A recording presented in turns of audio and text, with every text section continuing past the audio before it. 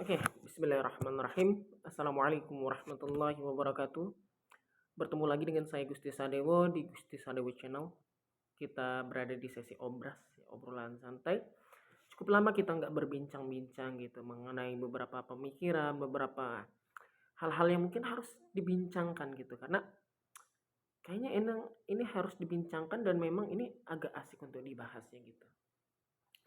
Di sesi obras yang sebelumnya gitu, obrolan santai yang sebelumnya, kita pernah membahas tentang cinta gitu. Apa sih definisi maknawi cinta yang saya pahami, yang saya ambil, saya kutip dari beberapa referensi gitu. Nah, karena kita sudah ngebahas tentang cinta, maka kayaknya enaknya sekarang ini kita ngebahas tentang dibalik kata cinta itu ya, ini patah hati, jatuh hati. Banyak yang orang bilang, kenapa sih lu nggak bisa move on ketika habis putus sama dia, habis selesai hubungannya, ketika habis dari si A, kenapa lu nggak berpindah kepada yang lainnya gitu. Nah, kebanyakan orang yang berpikir ketika seseorang ini nggak bisa pindah gitu dari satu hati di masa lalunya menuju hati yang baru gitu, maka orang ini pasti akan berpikir kebanyakan, oh lu ini nggak bisa move on, lu ini nggak bisa mencari dunia yang baru, lu masih terjebak dengan masa lalu. Jawaban saya di sini adalah membantah jawaban tersebut. Kenapa? Karena bukan berarti orang yang dia nggak bisa menemukan orang baru, dia itu terjebak dengan masa lalunya, enggak. Karena gini, kenapa disebut namanya dengan jatuh cinta? Gitu. Kenapa orang-orang masyarakat umum itu nggak cuma menyebutnya aja dengan kata cinta? Kenapa harus dengan kata jatuh cinta?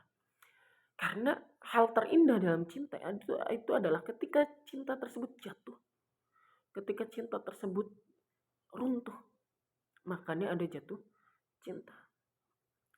Kenapa nama patah hati lebih terkenal daripada kata jatuh cinta?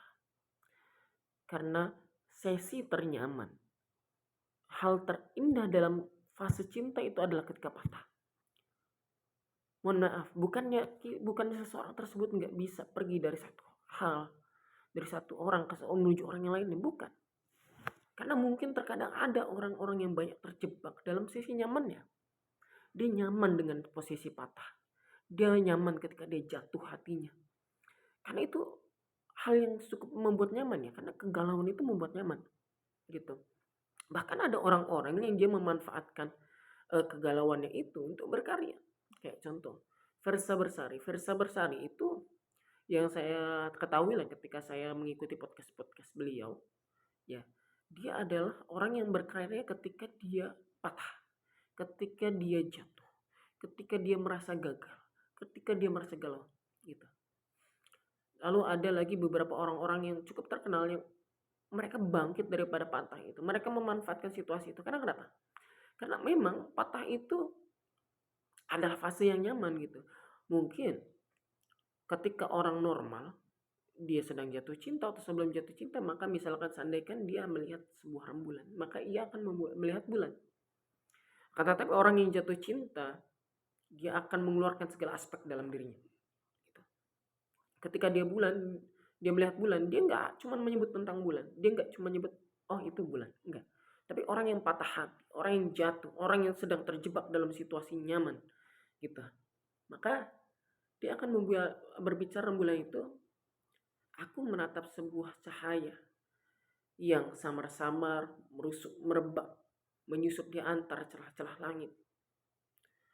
Ketika aku tatap, aku pikir cahaya yang muncul, tapi ternyata bercerita tentang apa yang pernah terjadi.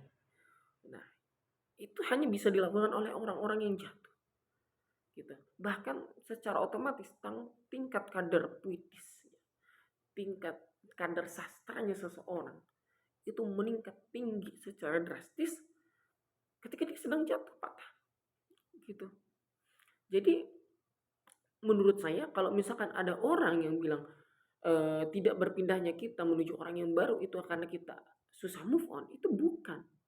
Itu satu kesalahan. Mungkin bisa jadi kita nyaman dengan situasi tersebut. Bisa jadi kita takut berpindah dari kepada kenyamanan kita dalam keadaan patah.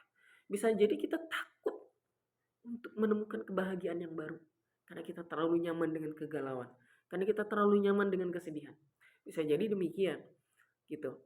Lalu kalau misalkan kita bertemu dengan orang yang baru gitu, terus eh, misalkan seseorang itu udah putus sama orang lain atau sudah bercerai atau ya apapun lah dalam hubungan itu. Nah tiba-tiba si orang ini ketika mempunyai hubungan baru, orang ini tiba-tiba menjadi penjahat gitu. Maka terkadang banyak orang-orang yang menyalahkan, kenapa lu jadi seorang yang jahat, kenapa lu mempermainkan hati seorang manusia gitu.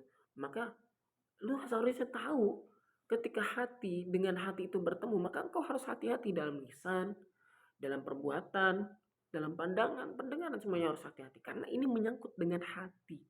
Makanya kata Manji itu harus hati-hati gitu.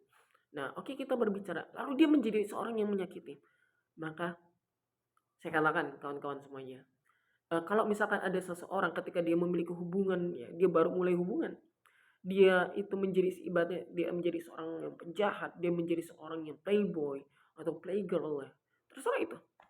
Intinya dia uh, tidak bermain safety dengan hatinya sendiri maupun hati orang lain yang menjadi pasangannya. Maka saya katakan jangan salahkan orang itu, tapi salahkanlah siapa yang berada di masa lalunya sehingga dia menciptakan uh, pribadi sosok orang tersebut menjadi demikian gitu. Karena seseorang yang menyakiti biasanya dia adalah orang yang sering tersakiti pada sebelumnya gitu. Karena karakter mental itu terbentuk ya. Karakter mental seseorang, karakter diri seseorang itu lebih banyak terbentuk oleh lingkungan, lebih banyak terbentuk oleh apa yang dia alami gitu.